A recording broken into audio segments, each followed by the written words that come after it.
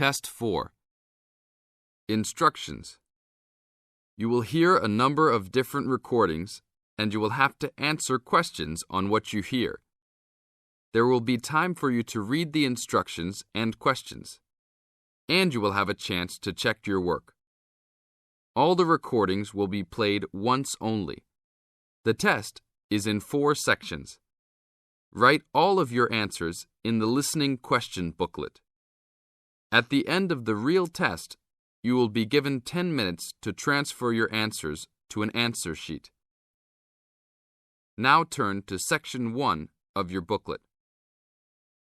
Section 1. You are going to hear a conversation between Angela and Mr. Ray. Angela is applying to join the library. Listen to the conversation and complete the form below. First, you have some time to look at questions 1 to 5.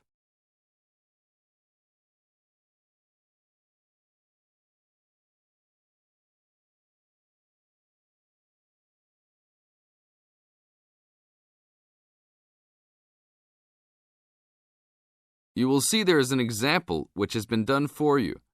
On this occasion only, the conversation relating to this will be played first. Hello, how can I join the library? Well, you need to make an application. Would you like to do it now? Yes, if I can. One moment and I'll get the form. Now, I just need to ask you a few questions before you sign at the bottom. Okay. Your full name, please. Angela Mary Price. Price? Yes, that's right. Angela's surname is Price, so in the example, Price has been written down after surname. Now we shall begin. You should answer the questions as you listen, because you will never hear the recording a second time. Hello, how can I join the library? Well, you need to make an application. Would you like to do it now? Yes, if I can. One moment and I'll get the form. Now, I just need to ask you a few questions before you sign at the bottom. Okay. Your full name, please. Angela Mary Price. Price? Yes, that's right. Okay. And your address? Apartment 3, 86 Bridge Street, Pimlico. Bridge Street. That's just near here, isn't it? Yes, not very far. Good. So the postcode must be 2065, right? Yes, that's right. Now, your telephone number. I need both home and work if you have them. My home number is 8763-5142, and work is 8456-1307. Do you need anything else, like ID or something? Yes, your driver's license will do, if you have one. Right. It's easy to remember. I know it by heart. 4040AC.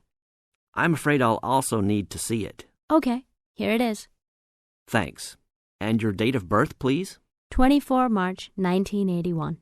Okay, thanks. That's the most important part completed. But if you don't mind, I'd also like to ask you a few questions for a survey we're conducting. Yes, that's okay. Now you have some time to read questions 6 to 10.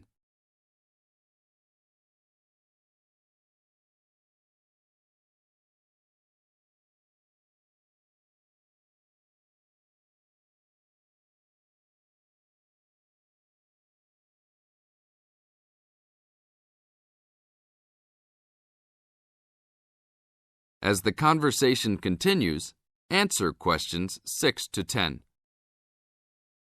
What kind of books do you like to read? Here's a list to look at.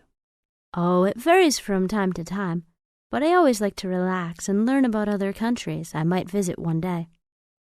I don't like anything too heavy or serious, unless it's about animals or the environment. I'm not really into sport very much. Anything else? Well, I do like entertaining at home. You know, dinner parties. So I suppose you'll have something for me in that line. The pictures in those books always make me hungry, although they never seem to turn out exactly as they look in the books. Fine. I think that's all I need now, except I need you to sign here on the application form. Oh, and I almost forgot. The membership fee is $20, which is refundable if you no longer stay a member. There you are. Do I sign at the bottom here? Yes, that's right. You can borrow books now if you wish, although your membership card won't be ready until next week. So if you want to borrow today, you can pick up your card when you return your first books. That's if you want to take some now. I think I will, but I'll have a look around first. Okay, take your time. This is the end of Section 1. You now have half a minute to check your answers.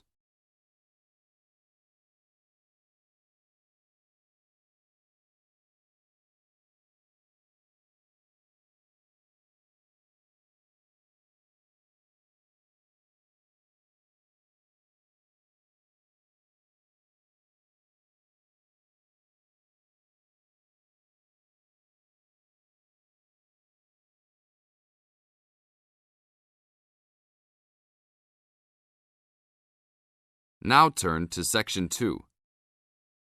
Section 2. You are going to hear a lecture about dining services. First, you have some time to look at questions 11 to 14.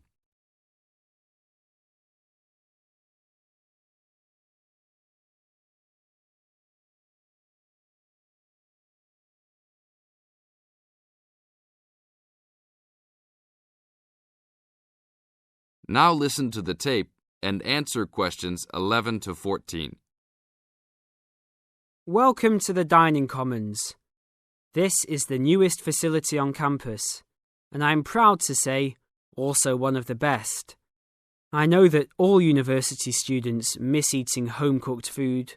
Well, this year, we are hoping to provide students with food and services that will make you feel at home, even without your family. The administration has been listening to the voice of the students. Students gave us frequent suggestions last year as to how we could improve the university. One of the most frequent suggestions was improving the dining options. We have been working hard all summer to come up with ideas that will make student life in the dormitories more pleasant. One of the new options we are offering in the dining facilities is variety in student meals. Last year, there was a set menu for every dinner, so if students didn't like the food, there was no choice. Students had to eat whatever was served. But this new dining facility has 3 completely unique areas, each with a different theme. At every meal, there will be 3 options for students to choose from. For example, there might be Italian food at station number 1, which might consist of pizza and pasta. At station number 2, there would be American food, consisting of hamburgers and hot dogs. At station number 3, there could be vegetarian soups and salads, accommodating all the vegetarians. We hope that with the greater selection of food, all students will find something to their liking. Now look at questions 15 to 20.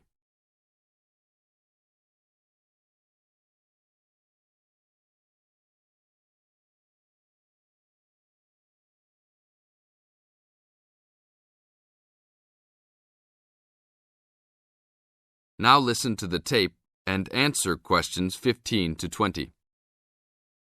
Not only will students have more options, the food will also be better. Each section of the facility will have a head chef. These are real chefs that have been trained in culinary school and have been hired specifically by the school to work in the dining facilities. All of the chefs have a speciality. The school is hoping that these chefs will prepare better tasting and more nutritious food. Every student will be able to make suggestions and also give their input as to which menus taste better. Last year, many students complained that the dining facilities didn't have very convenient hours. This year, we hope to change that. We will open for breakfast at 6 a.m. to accommodate all the early risers. In the evenings, we will open until midnight for all the students that like to go for a late-night snack. The afternoons will still remain closed, but we will have a student store open that will provide all students with drinks and fruit. The student store will be open every day from 2 p.m. to 5 p.m. Every student that has paid full tuition and dormitory fees has already paid for their dining facility fees. Students can eat at any time and in any amount for free. If you are a student that does not live in a dormitory, you can still purchase a dining facility card. This card will entitle you to the full services of the dining facility. This card is available only for students and is not open to the general public. If you are not a student and wish to dine here, you must purchase meals at the door. There are a few rules to follow. Even though we do not limit the amount of food that can be taken, we do not want students to waste food. Please do not take more than you can eat. Also, every student must clean his or her own trays and plates. We will provide plates and trays for student use, but please do not abuse these items. Please do not leave your plates on the tables.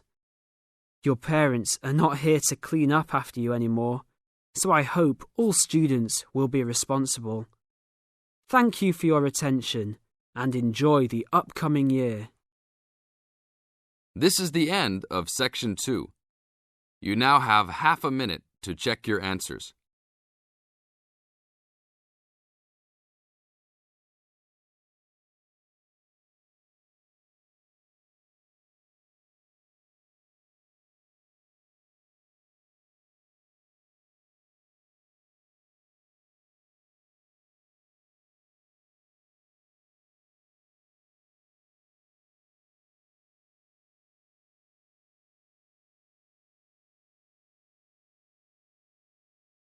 Now turn to Section 3. Section 3. In this section, you are going to hear a conversation between Anne and Marcia. In the first part of this conversation, they are talking about the commands of training dogs. First, look at questions 21 to 25. Note the examples which have been done for you.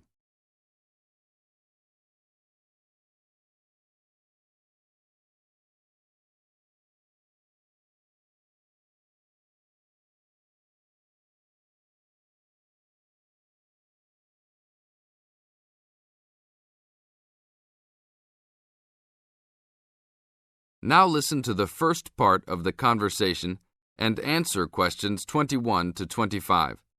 Complete the table showing different commands for different forms of dog training. So that research paper we have to do next, the one about how are different styles of training dogs, how do you think you'll approach writing it? You know, I've been thinking about it. I feel that the best way to write it is to divide the paper into two main parts. In the first part, we'd be analysing some examples of each style of training dogs. Right, what the styles are. After that, we can talk about how each style can be used so that the dogs learn something different from each one. Indeed. Maybe we could draw a chart and compare examples of each style of training, one at a time. So the different kinds of training would be simple obedience training. There you would have things like teaching them to sit, stay in one place, and so on. Right. So included in here would be simple audio commands like speak. Yes, basic commands are just spoken words, aren't they? And then there would be the more guard-oriented training, where the dogs are trained to know a specific place well. Patrolling and barking are probably the best examples, because most people have seen them in many places, especially in homes. And this would lead us to the attack dog training, which is physical as well as spoken, training the dog to knock someone down, and even biting if they have to. Right, so there's another category as well, sniffing dogs, which make up the searching category. I've read that in the UK, every major airport and government building has these dogs to search for all kinds of dangerous items. In the second part of the conversation, Anne and Marcia talk about all kinds of training and what kind of dogs they are suitable to. Look at questions 26 to 30.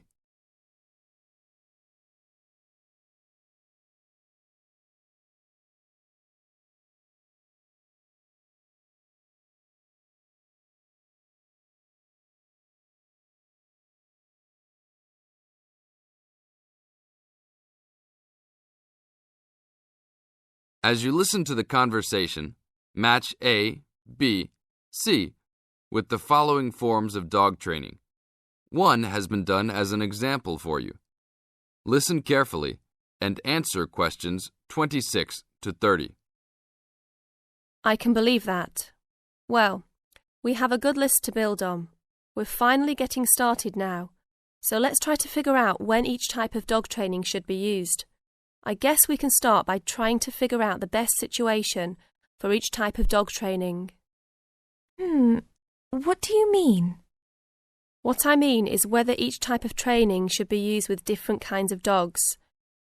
We could use basic obedience training, for example, and ask whether it's more useful for a small dog, a medium-sized dog, and so on.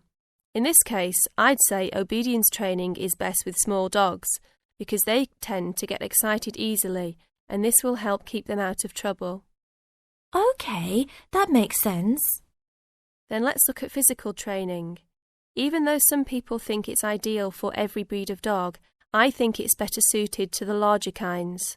Small dogs usually just aren't smart enough to understand the physical commands, and they can even get hurt from them. The specialised sniffing training is the same. I think they're better with the more intelligent breeds of dogs, and they're hardly ever useful with really small dogs. Attack training, however, can be useful for every kind of large dog, as long as the dog is treated well and given a lot of care and attention. All right, and what about guard training? Barking is an ideal way for small dogs to guard a home. I know they aren't big enough to stop a person, but making some noise is often all a dog needs to do. Other kinds of guard training like biting, though, are different. I'd always plan to teach those to a smart dog, give them a chance to use their brains and defend their homes. I'd have to agree. Trainers often just teach large dogs to bark at a person when they think something isn't right. But if they know how to use physical skills in a bad situation, they could save their owner's life someday. Yes, I suppose that different people would have different needs for their pets. Right, and different trainers would recommend different methods for different breeds. This is the end of Section 3. You now have half a minute to check your answers.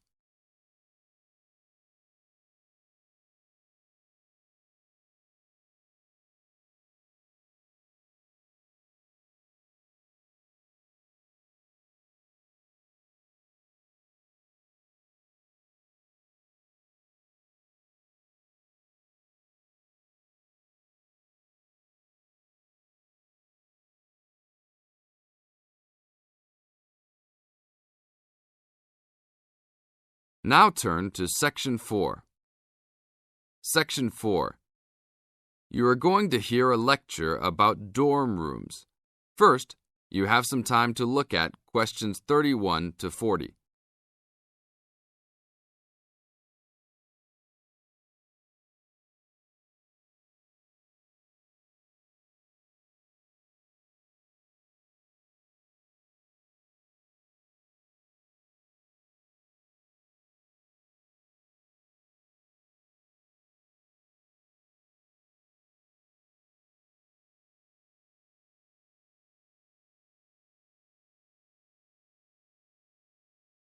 Now listen to the tape and answer questions 31 to 40.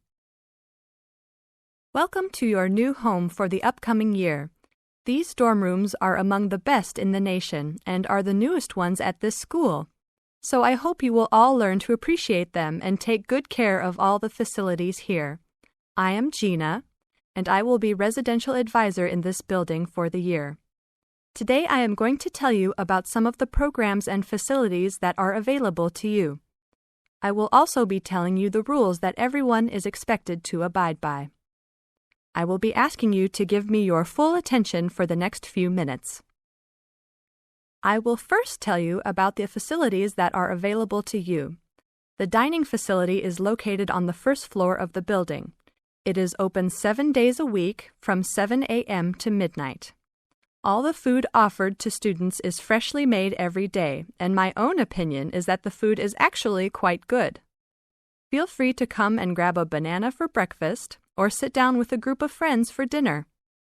Although your meals are served buffet style, please do not waste food.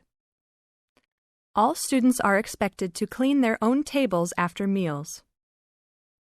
In the basement of this building, there is a gym and recreational hall. The gym has workout equipment such as treadmills and weight sets. In the recreational hall, there are ping pong tables and a pool table for student use. You must sign in when using this equipment, and you will be held responsible for any damages or losses. The gym and recreational hall are open daily from 10 a.m. to 10 p.m. There is a kitchen located on the second floor of this building. Your dorm key will open this door. Inside there is a refrigerator, a microwave, an oven, and a stove. This room is open 24 hours a day, 7 days a week. If you decide to cook a meal, please be considerate to all the students and clean up after yourself. You can use some food in here, but please do not make a mess.